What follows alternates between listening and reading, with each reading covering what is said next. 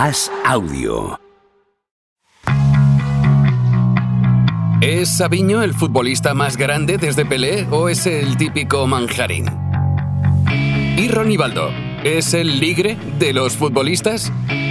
¿Seguro que has entendido el meme de Buyaco Saka? ¿Eres más de la trampa del 2-0 o del Macauto para barcos? ¿De ayer Lamín bailando por ahí o del alcalde Azpilicueta?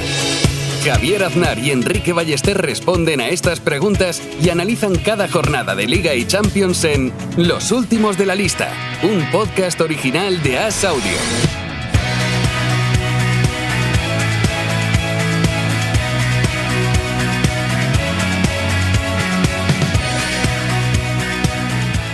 ¿Cómo estás, Enrique Ballester? ¿Qué tal, Javier? España 1, Dinamarca 0. Este resultado no te transporta a un tiempo feliz, Javier. Eres un nostálgico, Enrique, ¿eh? Siempre. No expulsaron al portero, no irrumpió Cañizares, no se puso la capa de héroe Cañizares para llevarnos en volandas a un mundial.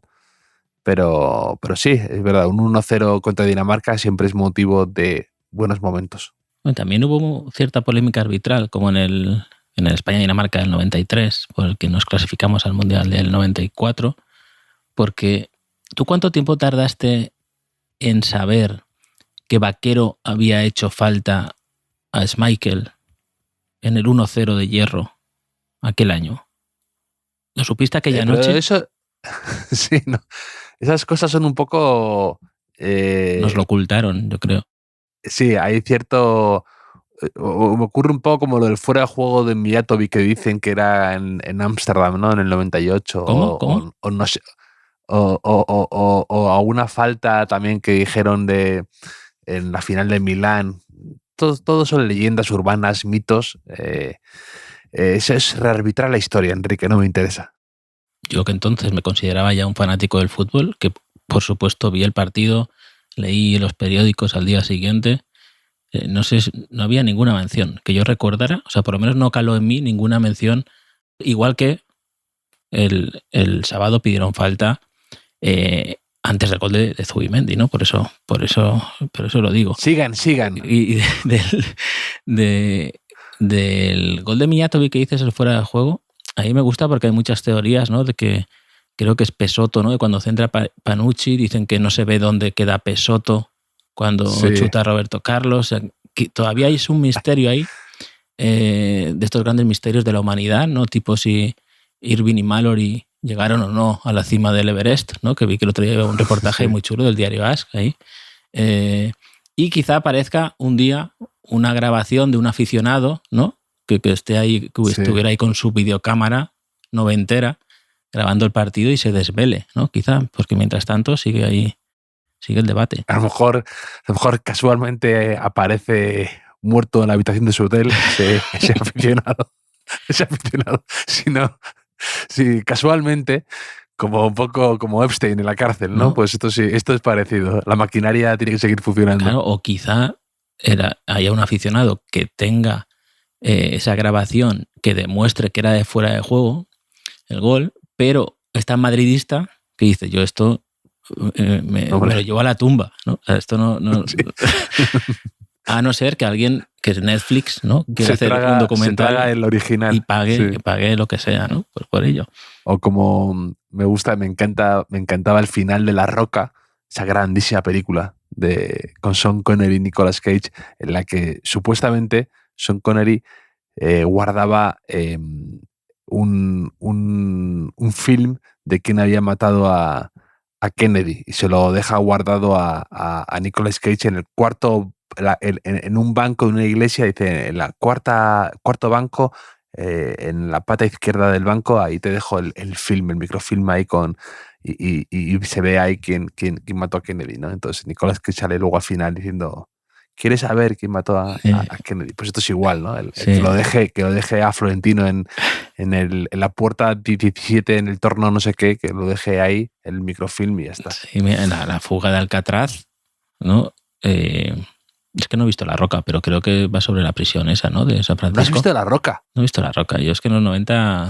Pero no ver La Roca es... O sea, me refiero, es un acto radical por tu parte, porque creo que la han puesto tantas veces que he tenido que evitarla de forma deliberada.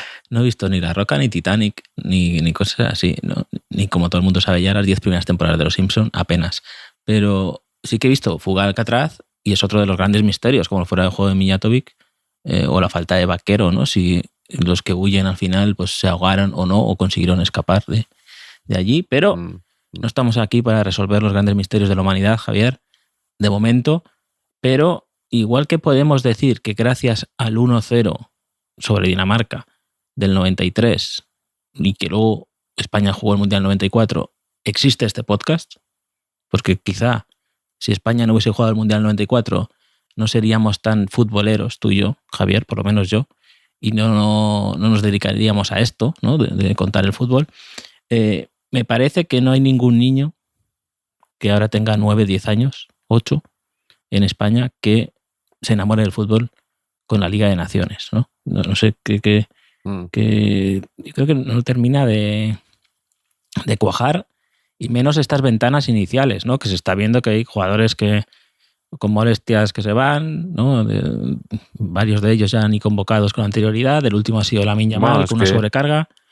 Y que estamos viendo en muchas selecciones, ¿no? Que casi no equipos B, pero ausencias significativas. Es que España, respecto al 11 tipo de la Eurocopa que gana, son baja Carvajal, Rodri, Dani Olmo, Nico Williams, Unai Simón y alguien más. Más de la mitad del 11 titular campeón no está disponible por lesiones, algunas graves, algunas otras más coyunturales, pero es muy sintomático, ¿no? Que no seas capaz de reunir ni a la mitad del 11 titular de hace apenas 2 meses, 3 meses, por el calendario, por la fatiga, por las lesiones, por todo. Sí. Bueno, un poco misterio ahí también. Y es verdad que luego por ejemplo, en el caso del Madrid, yo creo que estas cosas también, como lo de Pesoto, no sabremos nunca la realidad. El Madrid se han quedado casualmente en este parón de selecciones, se han quedado muchos jugadores en Madrid después de, o sea, con el Barça a la vuelta a la esquina. El 20 y pico de octubre es el sábado que viene, creo que es el Madrid-Barça, ¿no? Y o sea, el sábado, dentro de 2 sábados, y es que el Madrid se ha quedado Vinicius, se ha quedado Militao, se ha quedado Mbappé, se ha quedado Lunin, que tendrán sus molestias, pero que yo creo que no ha querido forzar ninguno y se han quedado todos un poco preparándose estos días, este parón. Yo creo que también ha pasado un poco la gente que va muy a tope de fiesta en el Puente del Pilar, ¿no? Que en el caso de la Comunidad Valenciana, que es donde vivo yo, se une el día de la Comunidad Valenciana, que es el 9 de octubre.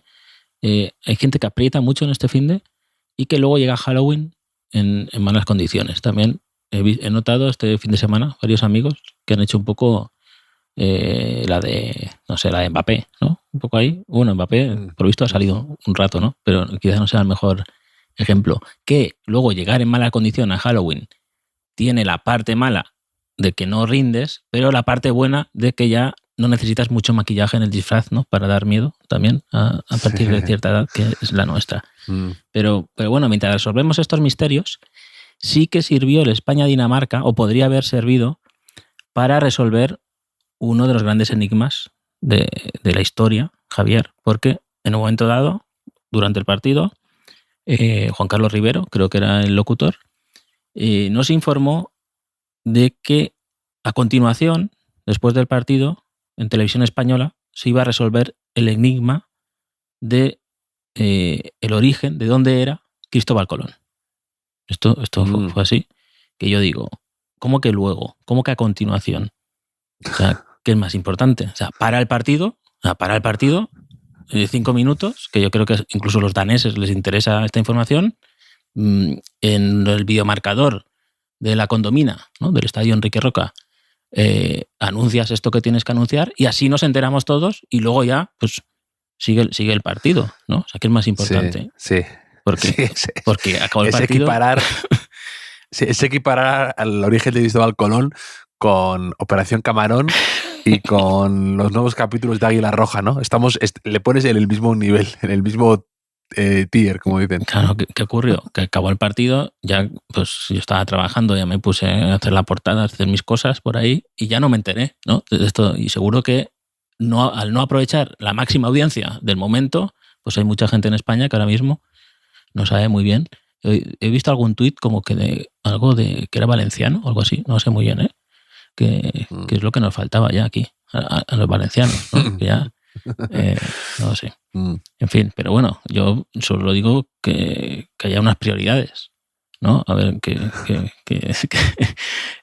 no sé, no, es como tener la primicia, ¿no? La primicia del siglo, la noticia más importante, la que todo el mundo persigue y dice, no, espera que acabe aquí el partido de tenis de mesa, Bueno, de teledeporte. El periodismo ahora, todas las webs y demás van mucho en esa dirección, que no te cuentan lo que ha pasado, que teóricamente era un periódico eso, sino que te cuentan, te hacen un teaser, ¿no? Te dicen, te dan un avance, ¿no? Lo que te sorprenderá, sucederá a continuación, el dale y verás, no te cuentan en el titular lo que ha sucedido, ¿no? Sí, pero bueno, se copia lo malo solo por ahí. Pero comentas que faltaban muchos internacionales habituales, pero había uno del que siempre nos gusta hablar, Javier, está en la citación Brian Zaragoza, que es algo que me sorprendió bastante porque como estandarte del fútbol de la calle que siempre él mismo le gusta recordarlo y apuntarlo, me extraña mucho que no esté ahora mismo en el Mundial de Fútbol en la Calle. ¿Tú sabes que existe esto, Javier? Cuéntame, ¿qué es esto? Que ¿Qué me estás diciendo? He leído una nota de Andrés Burgo en el Tiempo Argentino, un reportaje muy detallado sobre el Mundial de Potreros. O sea, el Potreros, todo el mundo Mundial de Potreros. Todo el mundo sabe, ¿no? Que en Argentina, pues el fútbol en la calle, en la canchita, ahí se llama potrero. Pues 160 equipos de barrios se reúnen en Pinto, Santiago del Estero, y juegan 3 días y 3 noches. O sea, hay partidos continuamente hasta que queda solo un ganador. El Mundial de Potreros. Y juegan equipos como Boca de Fiorito, Los Bandido, La Richieri, San Pete, Fútbol Club, Los Pelapepa de José y Jamaica de Monte Grande, muchos de ellos. Y se ve que claro, el sitio donde se juega tiene 8.000 habitantes y estos días se duplica la población. O sea, va un montón de gente ahí, hay un montón de ambiente, como no hay alojamiento, pues muchos duermen en casas particulares y demás, y es que me está dando ganas de ir. Dice que ahí que se come empanadas y carne de cabritos criados a campo natural. Y yo qué sé, esto ¿por qué no televisan? Con los canales de fútbol que hay, ¿por qué no televisan el Mundial de Potreros? No sé qué te parece a ti. Bueno. De Santiago del Estero creo que es Gaby Deck, el jugador del Real Madrid baloncesto. Pero bastante... O sea, para empezar, un mundialito, o sea, un mundial de fútbol de potrero y todo esto es como... Es el café descafeinado con cafeína, ¿no? En el momento en que oficializas y hay una federación de por medio o algo así, un de potrero y tiene un orden y tiene un mundial, ya te has cargado ese, ¿no? En cuanto empieza a haber burocracia dentro del fútbol, ¿no? Pues ya te lo has cargado. Pero aún mantiene cierta esencia porque, por lo visto, hay bastante pique, ¿no? Y el club que organiza todo esto contrata 50 policías que se turnan. Me parece pocos. 72 horas. Sí. Dice aquí que son encuentros bravos, ¿no? Difícil de ser dirigidos y de sin mala intención, pero con pierna fuerte en modo supervivencia, ¿no? Entonces, así que o sea, todo esto no hace más que alimentar mi curiosidad. Y me gusta porque hay un perfil de jugador que creo, Javier, que nos permitiría jugar, porque se pueden hacer 2 ventanas de cambios, ¿vale? Y porque siempre que hay empate, es todo eliminatorias, y siempre que hay empate hay lanzamientos de penaltis. Entonces, los equipos suelen tener especialistas tanto para parar penaltis, que se llaman arqueros penaleros, son arqueros penaleros, que son especialistas en parar penaltis, algunos de 45 años ya y tal, y también veteranos que no están para jugar, pero sí que son especialistas en lanzar penaltis, que están muy cotizados porque... Lo he visto. Sí, hay sí. mucho.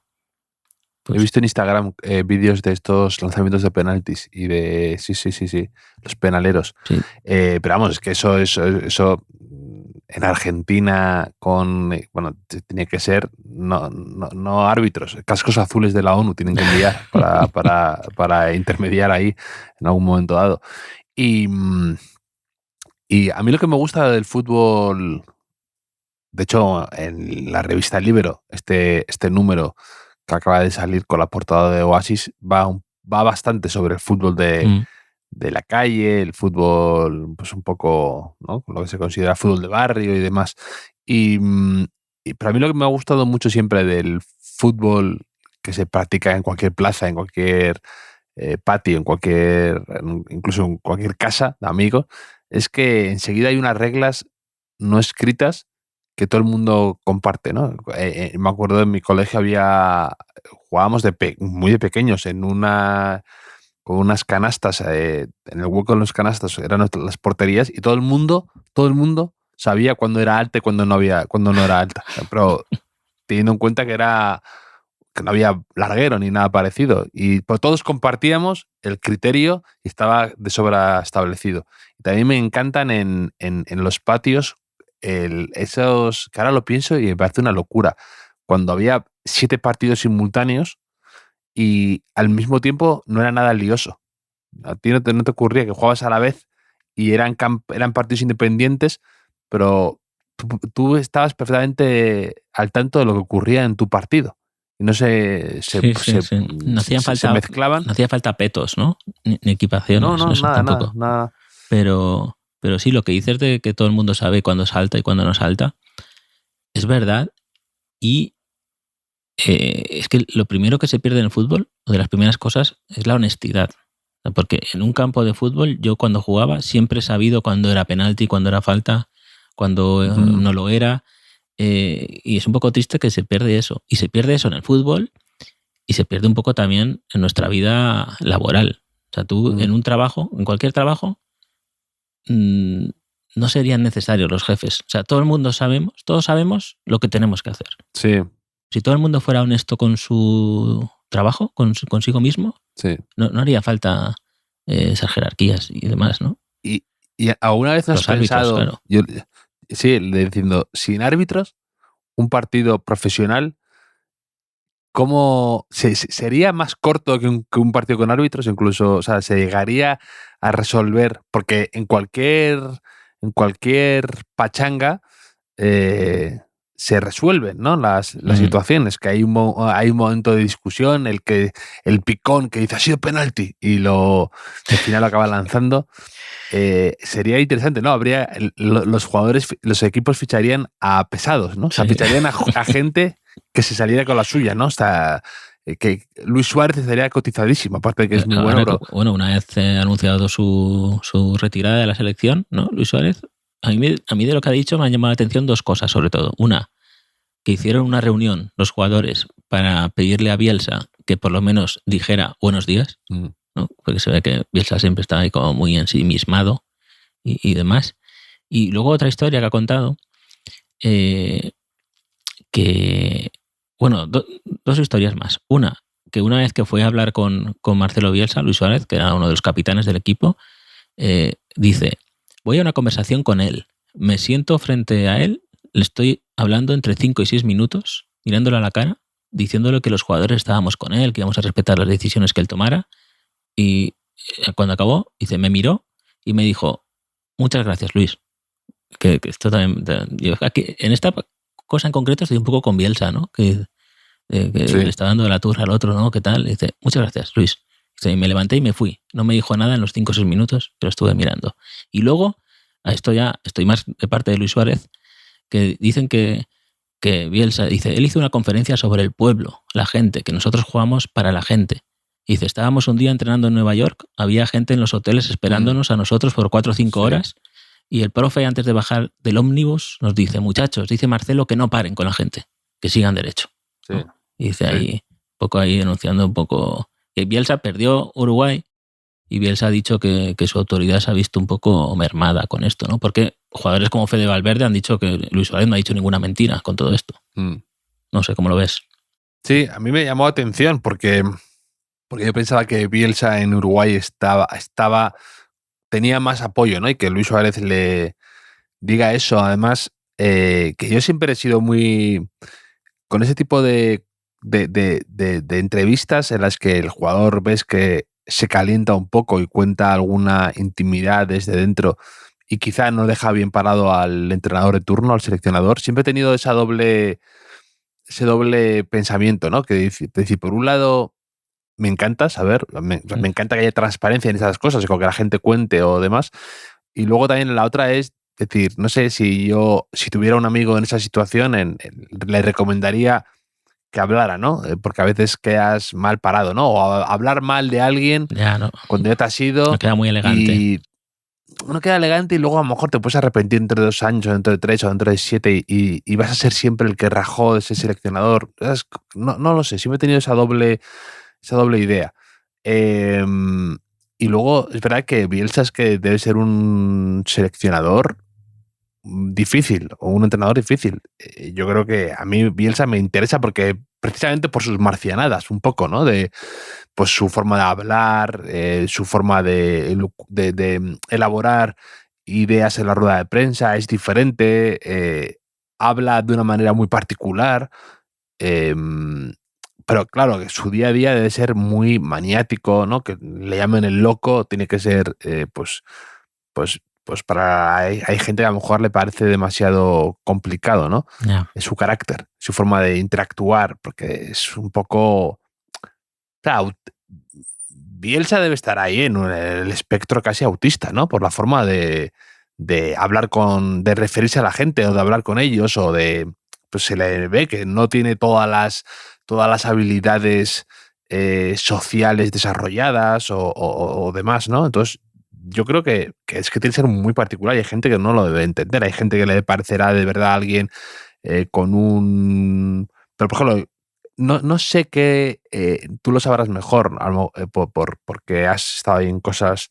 Pero cosas, sí. No, en cosas de la Fundación del Athletic de Bilbao y demás. No sé cuál es su recuerdo en el Athletic Club de Bilbao. No sé exactamente si se le añora, si se le recuerda porque se llegó a cosas muy lejos con él o acabó siendo... Otro día me acordaba porque en el Lille, que el otro día jugó contra el Madrid, ganó al Madrid, fue durísimamente criticado porque llegó y exigió hacer una ciudad deportiva como muy complicada para que los jugadores, y luego se fue a los 2 meses y dimitió o se largó, ¿no? Y el Español igual hizo una espantada. No sé, es un entrenador muy, muy complicado, muy particular. Con la Lazio también se había comprometido y luego se echó para atrás. Sí, hombre, como suele ocurrir con este tipo de personajes, ¿no? Porque tampoco sabes dónde empieza el personaje y dónde empieza la persona, ¿no? Suele generar opiniones extremas, ¿no? Pero sí que hay como cierto consenso en que donde encaja, que no encaja en muchos sitios, pero cuando encaja es más de ciclos cortos que de largos, ¿no? Por la manera de exprimir al jugador y demás. Pero yo tengo mis dudas, o sea, tú no estás, quizá sea posible que no estés al 100% con esto de Luis Suárez de señalar, ¿no? Cierta hipocresía de Bielsa. Tú que dices siempre que los oyentes son lo mejor que tenemos, ¿no? Esto lo dices mucho. Y luego, quizá, ¿no? Cuando te pidan un autógrafo o una foto, los trates con desdén, no te pares. No me paro con los oyentes. Esto puede ser, ¿no? Que seas un poco bielsista en ese sentido. No sé, ni confirmo ni... ¿Por qué me acusas de a mí de... Yo no me paro con todo el mundo a hablar encantado de... No, pero... O no nos contestas en Twitter, O como el otro día que retaste a un oyente, ¿no? A que te demostrara lo que estaba diciendo. Hoy y te lo demostró. Hoy voy a retar a otro, ¿Ah, sí? de hecho. Luego lo menciono en el podcast. Pero... qué bien tirado aquí el anzuelo, mejor que con lo de Cristóbal Colón en el partido de España. Sí, Muy bien, efectivamente. aprender de los mejores. Pero pues fíjate, a mí me ocurre con Bielsa lo que tú dices, que a la gente le ama o le detesta. Yo estoy en una posición muy intermedia, porque sinceramente, tampoco creo que Bielsa haya demostrado o ganado tanto para ese comportamiento que en ocasiones llega a tener, ¿no? O esas exigencias. No creo que haya ganado tanto, sinceramente. Creo que al revés, que a veces ha tenido, o sea, lo de Argentina, que era el mejor fútbol, siempre hablan que Argentina era el mejor fútbol que se había hecho, y llegan al Mundial de 2002 y les largan en la fase de grupos. Y eso fue Bielsa. Es decir, eso fue un batacazo muy grande.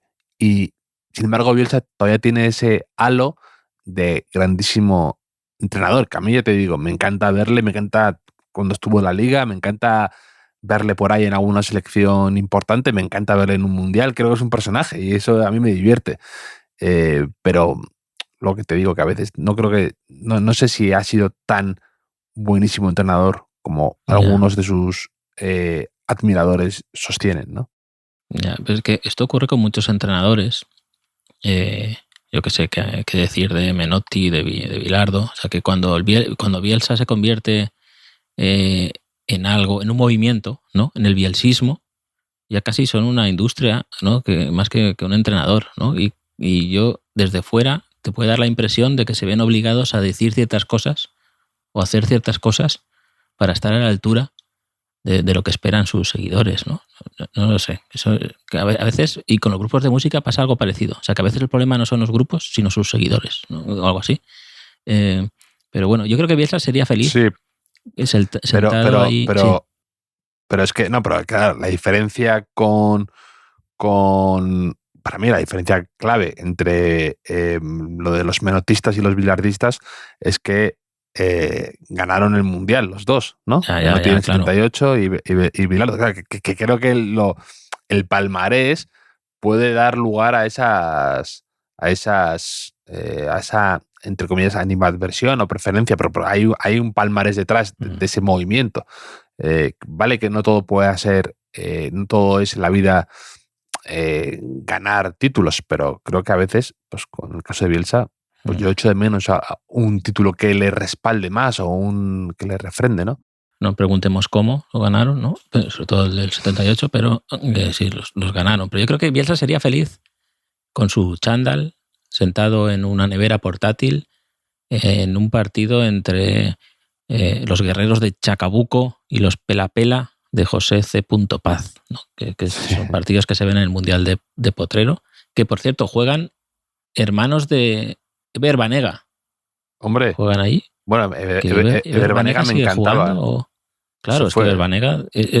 ¿Por qué nos olvidamos tan pronto de jugadores tan buenos? O sea, es algo que me da rabia de esta época del fútbol. Hombre, es que Eber Banega ha sido un jugador de esos de culto en cuanto a que él era un poco pasota, un poco de carácter complicado, pero luego era buenísimo, ¿no? Era un jugador muy, muy bueno, pero tuvo un par de lesiones absurdas, o un escándalo, ¿no? Era un jugador particular. Vamos, hablando de jugadores de culto y de lesiones absurdas, ¿no? La de Banega fue se atropelló su propio coche, ¿no? Algo así, que paró y para que no puso freno de mano, una historia así. Se fracturó una lesión grave porque no puso el freno de mano y se autoatropelló. Una top 3 de lesiones raras de la historia del fútbol. Pues justo este fin de semana, Pablo Ramón me ha pasado una historia de una lesión de Gonzalo Luján, es un futbolista de San Lorenzo, que se lesionó porque paró a saludar, o sea, y quizá lo de Bielsa venía por esto, paró a saludar a los hinchas de San Lorenzo, había como una acequia pequeña ahí, dio un paso hacia atrás y se hizo un esguince en el tobillo y no pudo jugar el partido de San Lorenzo. ¿Qué te parece? O sea, que quizá debamos pedir disculpas a Bielsa, por un lado, e incluir a Gonzalo Luján en el altar de las lesiones absurdas, ¿no? que que tanto nos gusta aquí, que siempre... Total. Mi favorita sigue siendo la de Marco Asensio, ¿no? Depilándose, algo así. Sí, sí. Pero también un 10. Palermo cuando va a celebrar y se Pero lesiona de gravedad. Esa fue grave. Por eso fue grave, pero son lesiones que dices, qué tontería. O sea, qué tontería. Porque hay muchas lesiones que te dan rabia por el momento del partido, la de Carvajal sin ir más lejos el otro día, pero cuando ya ni transcurre en el terreno de juego, eso sí que te tiene que hervir la sangre, ¿no? En el caso de Palermo, cuando fue a celebrar con la grada y se cayó encima con la mala suerte que le caía a él en la pierna, ¿no? Esas cosas a mí, también por ejemplo, que es más común en baloncesto, cuando un compañero tuyo te lesiona, ¿no? Se le cae, se cae en un tumulto, se cae uno encima de ti y te hace daño en el tobillo, en la rodilla. Eso también me sienta fatal. O sea, te da rabia eso.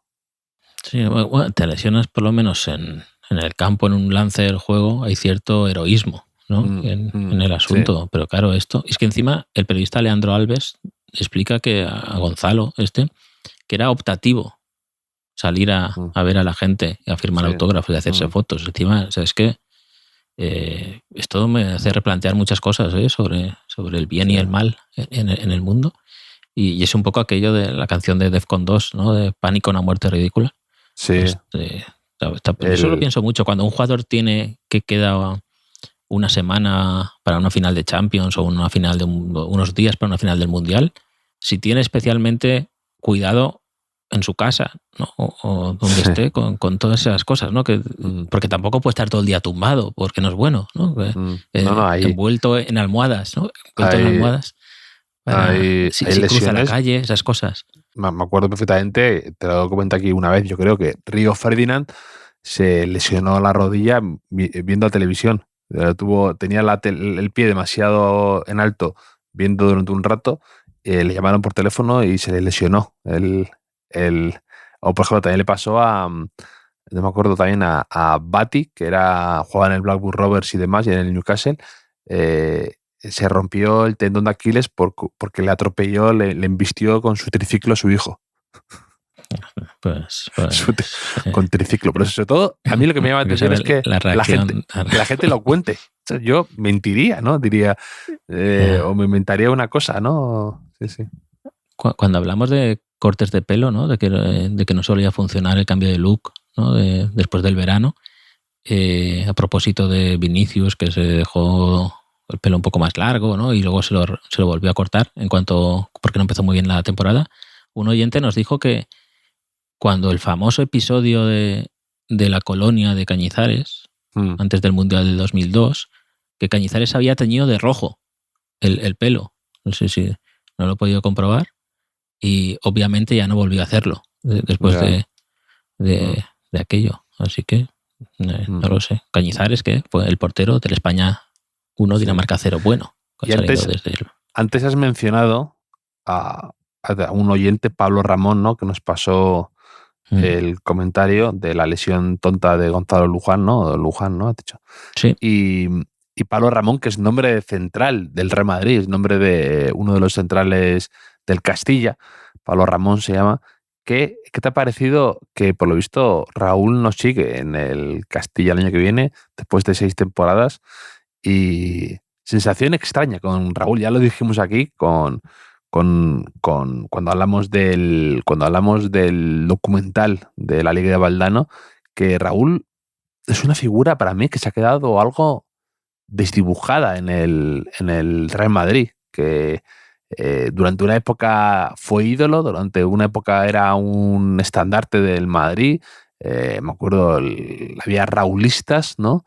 Y de repente se ha quedado tierra de nadie, parece que se cuenta con él en el Madrid, pero no ha dado nunca el paso ni ha sonado mucho, ni de forma muy creíble para tomar las riendas del primer equipo. La gente a mí no me habla de Raúl, ¿no? Tiene otros referentes, otros recuerdos, pero Raúl no sale tanto a las conversaciones como de una figura que la gente quiera ver y pida. Es una figura, se ha quedado rara, Raúl. Sí, no sé, yo confío que con el paso del tiempo un poco ocupe el lugar que merece en esto del Madrid, que es máximo. O sea, solo hay que ver, lo dijimos aquí con el documental, ¿no? El Madrid en el que debuta Raúl lleva 3 décadas sin ganar una Copa de Europa y luego en 5 años gana 3, ¿no? Más o menos. Sí. Y es verdad que quizá, pues, yo creo que la carrera de Raúl tuvo unos condicionantes respecto a cómo se valora ahora, que una es que creo que apenas tuvo entrenadores de élite, de verdad, de élite, que tácticamente potenciara sus virtudes. Eso hizo que durante muchos años jugara fuera de posición o se viera obligado a esfuerzos extra que luego pagó al final de su carrera con lesiones y luego con la famosa operación de apendicitis, que de ese barco no me bajo. Y después, te encanta lo de la apendicitis. Creo que también que al coincidir su salida de la selección española con el comienzo de la época dorada en cuanto a títulos, pues eso también en el imaginario colectivo le ha lastrado un poco, ¿no? Y como entrenador no lo he seguido al máximo, ¿no? Pero tengo entendido que ganó la Champions Juvenil, esta, ¿no? No sé cómo se llama. Me parece que es el primero del Madrid, o el único que la ganó. La Youth Luego League, es verdad que en el Castilla ha tenido altos y bajos, ¿no? Estuvo muy cerca de subir a segunda en una prórroga ahí contra el Eldense un poco extraña, ¿no? Que tenía el partido ganado y luego no y demás. Y luego también es verdad que dependes un poco de hornadas, ¿no? No ha empezado bien esta temporada y es un poco extraño que ya cuando queda prácticamente toda la temporada ya se anuncie que no va a seguir, ¿no? No sé. Es verdad que ha tenido ofertas para salir, me consta alguna, incluso o tanteos de primera división incluso, y siguió fue ahí. Villarreal, ¿no? El que sonó para entrenar a Raúl, ¿o quién fue? ¿O el Sevilla? No, sí, fue uno de... Alguno más, y incluso hablando de Marcelo Bielsa, cuando estaba el Leeds en la Premier, también pudo irse, ahora lo quiere el Schalke, que está mal, Schalke, pero no sé, yo tengo curiosidad aún, o sea, no doy ni por fin ni quitada la carrera de entrenador de Raúl en un medio plazo. Madrid, es verdad que parece que ahora, en cuanto a exfutbolistas, si no sigue Ancelotti, pues parece que sobre todo Xabi Alonso está mucho mejor posicionado, obviamente. No, pero Arbeloa internamente incluso, ¿no? Dicen que a lo mejor sigue en el Madrid, pero en otro puesto. Entonces, ahí sí que la carrera de Raúl se quedaría en stand-by. Pero bueno. De central, aunque no hay muchos, ¿no? De central puede jugar, que es la única posición que no jugó en su carrera. Sí, Javier, no lo sé. Pero bueno, siempre que yo creo que cuando hay parones de liga en primera, se necesitan noticias, ¿no? Se miran más en otras categorías y salen noticias así de ajenas a primera división. Porque, por ejemplo, además de partidos de selecciones, ha habido un híbrido bastante curioso estos días, Javier, porque el Valencia ha viajado a México para jugar contra la selección mexicana. No sé si lo has visto esto. Sí. 2-2 y ha habido por lo visto pañolada contra Aguirre, que es el seleccionador, Javier Aguirre de la Tri, como dicen, ¿no? Que era su tercer partido, a 2 empates, una victoria contra Nueva Zelanda, y que está ahí con Márquez de ayudante. Ya. Es que México siempre está con estas movidas un poco, ¿eh? No, pero por un momento he pensado que igual era una pañolada contra el Valencia, Peter Lim o algo así, ¿no? Gente valencianos que iban en México que protesten con ello. Pero lo que te quería contar, Javier, que no es la primera vez que va el Valencia a México a jugar partidos. De hecho, en el diario AS, Julián Burgos entrevistó a Pepe Claramunt, leyenda del Valencia y de la selección española, que cuenta cómo fue el viaje del Valencia en 1966 para jugar unos partidos en México. Cuenta cosas bastante interesantes sobre el exilio de la gente, de cómo ayudó a arreglar relaciones entre México y España, que no eran muy buenas, a raíz de la guerra civil. Pero te voy a contar cosas menos interesantes que cuenta aquí. Esperaba eso. Hombre, claro. Porque dice, no solo jugamos al fútbol, nos llevaron a los mejores sitios. Dice, hasta Cantinflas nos recibió en su propia casa. O sea, Cantinflas uno de los referentes de este podcast, gracias al niño Cantinflas, el más célebre concursante de que apostamos. Y dice Claramunt que le cayó muy bien a Cantinflas, ¿no? Que le decía, oye tú, chavalín, quédate aquí a jugar en México. Quédate, le dice a Cantinflas, al entonces joven Claramunt. Y dice también, destaca mucho, dice, fuimos a ver la orquesta de Pérez Prado, que era entonces la mejor del mundo. ¿Tú sabes quién era Pérez Prado? Dámaso Pérez Prado. No pues resulta que era el rey del mambo. El rey del mambo era Dámaso Pérez Prado. Que me gusta cómo ha degenerado un poco, ¿no? ese apelativo que era elogioso. Ahora un poco ahí es como, ¿qué te crees? ¿El rey del mambo? ¿No? Yo no sabía de dónde venía eso. Es como lo de Fittipaldi, ¿no? Que Fittipaldi ya ha dejado de ser una leyenda del automóvil para ser algo que dice, para referirte a un cuñado, ¿no? Es una cosa, un tío que la degeneración del nombre, sí. Un tío que derrapa. Yo veo un Fittipaldi, uno que pasa por sí, es como lo de Cardeñosa también, ¿no? El pobre Cardeñosa que dijimos aquí. Sí.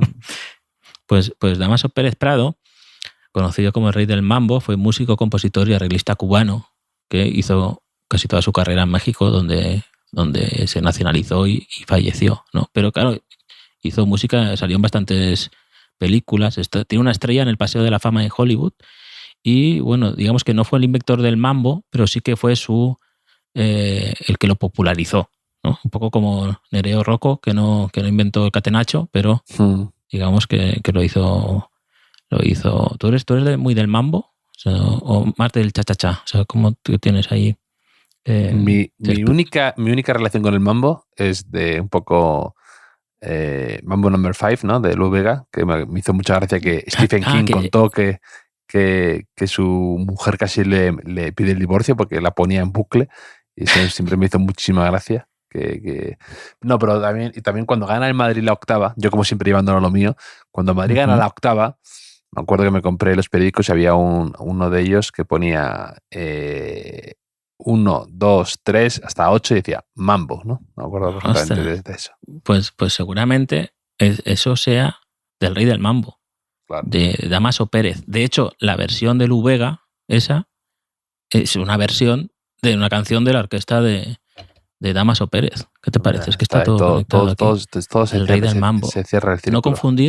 No confundir con El rey del mambo, una película española de 1989 que he visto que tiene un 2,5 en Film Affinity. Y no sé por qué, porque el resumen de la película es Madrid, 1989. Don Martín, el propietario de una empresa de reparaciones, contrata al jamaicano Ali para arreglar antenas de televisión. O sea, no entiendo cómo con este planteamiento luego acaba con un 2,5, no tiene ningún sentido. Pero a veces grandes ideas no acaban bien. Que nos lo digan a nosotros con nuestras ideas de negocio, Javier. Totalmente. Pues tengo más cosas. O sea, tengo cosas serias, un poco de cosas serias. Yo aquí abría el debate sobre los chuts desde fuera del área. Porque ahora el Big Data como que dice que no es lo mejor, ¿no? En el fútbol, que hay que dar un pase extra. De hecho es muy espíritu fútbol potrero, ¿no? Que siempre estaba mal visto el que intentaba chutar desde fuera, desde muy lejos, ¿no? Decías, a ver, la gracia es llegar hasta el final y meterlo muy cerca, ¿no? O muchas veces te obligaban a jugar y no podías tirar desde lejos que no fuera de un área muy pequeña. Bueno, aquí tengo que admitir que te dije que en Madrid, en la liga anterior, solo había marcado 2 goles desde fuera del área. Una gran mentira, como siempre. Que te desmonté al segundo. Sí. Tú dijiste, pero de Modric, y yo ya empecé a dudar ahí. Dije, bueno, igual estaba pisando la línea. No, o sea, y empecé a recordar goles de Rodrigo, de Carvajal, incluso, de todo el mundo. O sea, 9 goles. Marcó 9 goles en Madrid desde fuera del área. El año pasado fue el que más marcó. Pero esto no quita que esa tendencia que yo apunté sea cierta. O sea, como a mí no me hace caso la gente, no sé por qué, varios oyentes me avisaron de que Florian Ederer, un economista austríaco, que le da un poco a esto del dato y demás, había compartido un gráfico de la BBC. Ojo, entonces ahora la gente ya empieza a prestar atención. ¿no? Mi teoría. Un economista austriaco y la BBC. La escuela austríaca siempre tiene mucha fama, sí. Claro. En el gráfico se refleja la disminución en la distancia media desde donde se tira, ¿no? En las grandes ligas europeas. Y Florian Ederer dice que esto sea quizás el impacto más obvio del uso creciente de las métricas y las estadísticas en el fútbol. O sea, por ejemplo, en la liga se ha disminuido 2 metros la distancia media desde donde se chuta, ¿no? En la Serie A de 19 a 17 metros también. En la Premier es una tendencia que pasa en todas las ligas y que no quiere decir que los futbolistas no sepan chutar fuerte, ¿no? Que nadie se engañe esto, sino que yo tenía razón, básicamente es lo que te quiero decir, Javier. Suena más convencido de la... Hombre, con el argumento, ¿cómo se llama? El argumento ad personam, no sé cómo se dice esto, cuando el argumento de autoridad, ¿no? Cuando una persona, digamos que si lo dice Florian Ederer, será verdad, ¿no? Un poco ahí. Sí, no sé cómo se dice. Pero en teoría de argumentación, en teoría era una de las asignaturas que entendí de qué iba, pero ya no me acuerdo, Javier. ¿Qué pasa? No sé. ¿Sabes de qué me acuerdo? Perfectamente. ¿De qué te acuerdas? Del Lasazo, Javier. El Lasazo. Por favor, Enrique. Basta de Mikel Lasa todos los capítulos. ¿Qué me quieres contar ahora del Lasazo? Tengo una teoría interesante, porque Ricardo Reolid me pasó un enlace de un resumen bastante amplio. Estas personas yo creo que son todas inventadas por ti, ¿no? O sea, son como cuentas B que tú te montas para tener una excusa con la que poder meterme el Lasazo de nuevo, ¿no? Sí, la verdad es que sí. No, Ricardo Reolid, y de hecho la capturé y pone Mart, punto suspensivo, no sé si es Martínez o Martín o Martí, no lo sé. Pero dice, de tanto hablar de Lasa y su Lasazo, aquí estoy viendo un resumen del partido. Y efectivamente me pone el resumen. Y dice, te lo comparto porque hay mucha magia y jugadores míticos, eso ya lo sabíamos, Ricardo. Y destaca varias cosas del resumen, por si alguien no tiene tiempo para verlo. Dice, 1, destacar que Lasa ya calibró su disparo en la primera parte buscando un gol. Y es verdad. En la primera parte, Mikel Lasa chuta desde fuera del área, se va fuera. Luego, Michael Robinson, que comentaba el partido, lo destaca como uno de los más destacados, porque hace 2 cortes ahí que evita 2 goles del Sevilla, in extremis. En el Sevilla juega Dumitrescu y juega muy bien ese día, lo vi. Luego, algo malo que tiene ese partido es que Paco Bullo bate el récord de imbatibilidad en el Real Madrid en ese partido, que creo que tenía Miguel Ángel hasta entonces. No sé si luego se lo superó Casillas o Courtois o lo que sea. Iba a ser perfecto el Madrid-Sevilla. Y por último, hay un momento que enfocan en uno de los palcos del Bernabéu a Florentino Pérez. Está Florentino Pérez desde un palco viendo el partido. ¿Qué digo yo? ¿Y si fue Lasazo el que inspiró a Florentino a luego ser presidente del Madrid y construir el Madrid que todos conocemos ahora mismo, Javier? Tú te burlas del Lasazo y fue el origen de la todo. gente cree que a lo mejor todo empezó con Figo, ¿no? Que fue la primera ficha del dominó que hizo caer todo, y a lo mejor empezó con Lasa, me estás diciendo, ¿no? Sí. O no sé, quizá a Florentino, que desde niño fue al Bernabéu, ¿no? Fue a Chamartín y vio a Di Stéfano y a todos esos. Quizá no estaba de todo convencido de su pasión madridista hasta que Mikel Lasa marcó el Lasazo. Es una teoría que cuando la diga un austriaco, Javier... Claro, se la comprarán. La comprarán, sí.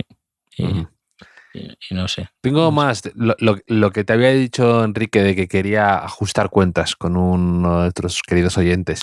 Raúl Esteban, acá Alcorconero 21, buen nombre. me ha puesto antes...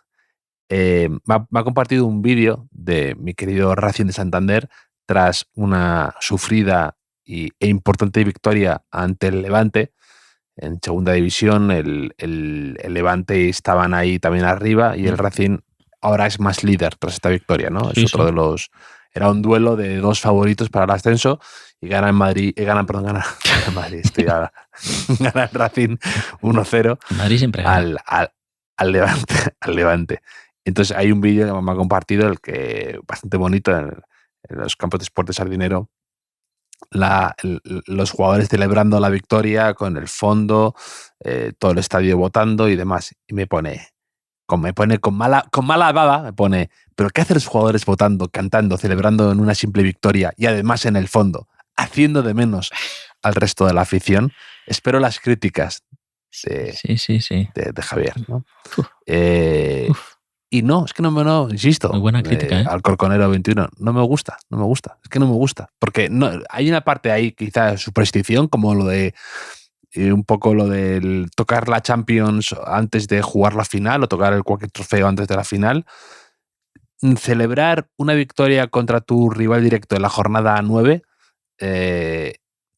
celebrarla como si hubieras conseguido el ascenso ya, no me gusta. O sea, quizá es cosa mía, es manía personal, es algo, es superchería, ¿no? Algo que no puedes demostrar, pero no me encanta. No me encanta. Hay algo ahí de vender la piel del oso antes de cazarlo y demás.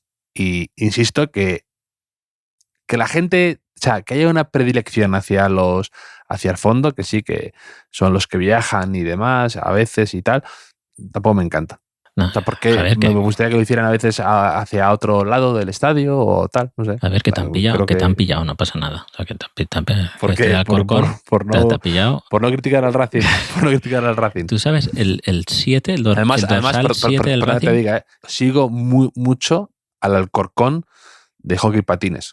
Tengo un amigo ahí jugando y lo sigo con mucho interés, que han descendido este año. El año pasado habían ascendido a segunda, pero sigo con mucho interés. Así que estoy muy puesto. El otro día hasta a mi amigo le dieron el premio de MVP de Alcorcón. De todas las semanas dando un premio MVP al deportista de Alcorcón. Y a mi amigo se lo dieron. Así que amigo, Alcorconero 21 tenemos eso en común probablemente. Tu amigo imaginario, ¿no? O sea, le puedes decir al Alcorconero 21, le puedes decir, soy yo más de Alcorcón que tú, ¿no? Eso le puedes decir. Pero lo que te quería decir, que además de esto que hace el Racing, de celebrar solo con el fondo de los ultras que te han pillado, ¿sabes si Lago Junior, que es el dorsal número 7, lleva el palito del 7 en la camiseta también? Porque a ver si vas a estar criticando tú aquí un montón de cosas. ¿Sabes si en las entradas del Racing ponen septiembre con mayúscula y sin P también? Porque quizá aquí estoy callando todo. Estoy blanqueando al Racing, ¿no? Nunca mejor dicho. Sí. Hombre, la verdad es que tiene jugadores buenos el Racing, ¿eh? Yo lo he visto jugar, o sea, Íñigo Vicente, que marcó ayer. Íñigo Vicente es muy bueno. Juan Carlos Arana, que está en la cantera del Villarreal, delanterazo. Me gusta bastante la plantilla que tiene, ¿eh? El portero es muy bueno también. Joaquín Ezquieta. Andrés Martín, que estuvo en el Rayo. O sea, es que en segunda hay jugadores muy buenos, tío. Es que esto me fascina la cantidad de jugadores buenos que hay en el mundo que nunca conoceremos. Yeah. O sea, que estarán en el Mundial de Potrero. O sea, en el Castellón tiene un chaval que se llama Calatrava, que viene del filial del Atlético de Madrid, que es buenísimo, y que en juveniles jugaba en Liga Nacional, ni siquiera jugó en División de Honor, jugó en el San Andreu, y acabó el ciclo de juvenil y no lo quería ningún equipo. O sea, lo sé porque el otro día hablé con el entrenador que lo rescató del club de fútbol Parets, Barcelona, ahí en Barcelona, y para jugar en primera catalana, que era como regional preferente. ¿Qué pasa aquí? Hay tantos chavales que juegan bien a fútbol que luego hay una serie de circunstancias sí, aparte, que te dejan o no. Y yo no creo que sea de verdad eso de, no, el que es bueno al final acaba saliendo y acaba imponiéndose, porque hay muchos jugadores que a lo mejor, de hecho otro día hablaban de esto, hablaba de esto Miguel Quintana, de más o menos hablaba de citaba algún jugador que había sido había hecho un temporada en el año pasado en segunda y que este año en primera estaban siendo, pues, o muchos eran jugadores, estaban inéditos, que no habían jugado, que estaban un poco, pues, que no, sin minutos, sin nada, o que no, o directamente no habían jugado bien, ¿no? Y hablaba un poco de ese salto a veces de segunda a primera, que por ejemplo en el Sevilla, una Peque, que el año pasado hizo un temporadón en el Racing de Santander, que era canterano del Barça, que creo que está jugando más o menos razonablemente bien en el Sevilla. Pero hay otros que no. Y a veces es tan solo tener mala suerte, caer con un entrenador que directamente a lo mejor te tiene a ti, te tiene con el San Benito de que eres un jugador de segunda y no te da la oportunidad y no puedes destacar y tu carrera en 1 año y medio se te complica.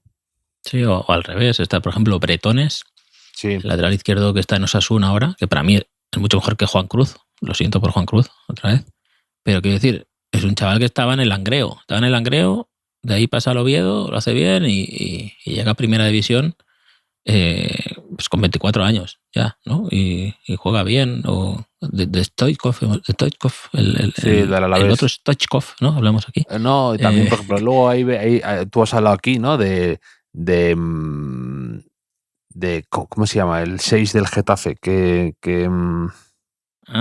Uche que está en el Ceuta, y de repente es una sorpresa muy grata, perfectamente competitivo en Primera División y es una solución más en otro puesto, incluso eso siendo eso versátil y ya está, ¿no? Que hay veces que parece que el salto pues puede ser un mundo y todo lo contrario. Incluso a veces es lo que dicen, ¿no? Que en Primera División se juega más fácil que en Segunda o incluso Segunda B o lo equivalente.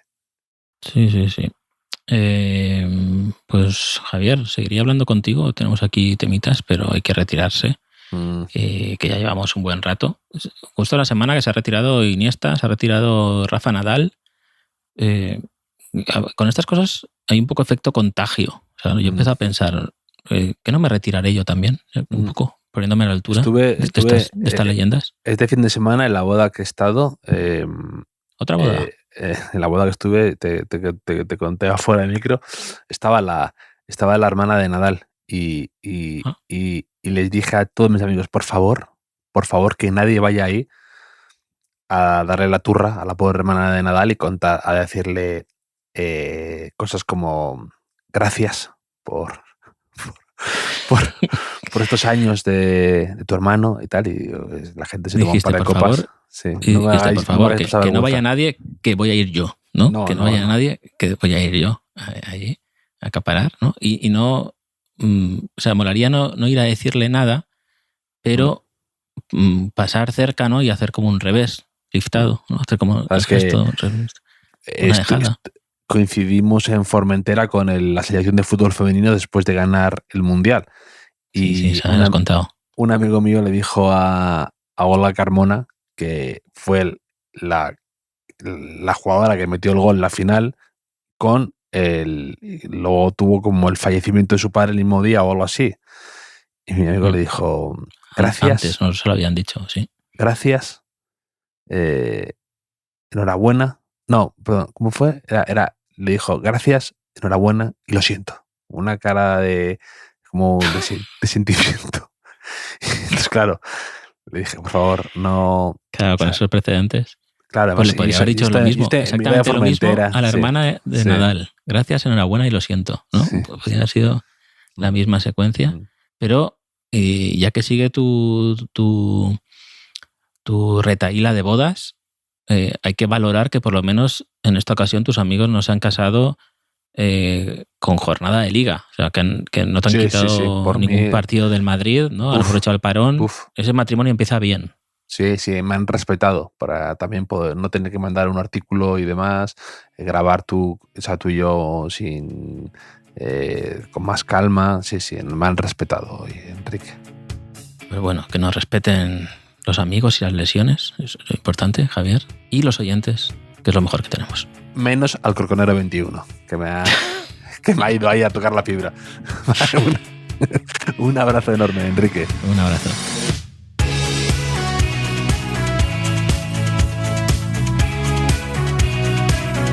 Los últimos de la lista es un podcast original de As Audio con la producción de Javier Machicado y la realización de Vicente Zamora.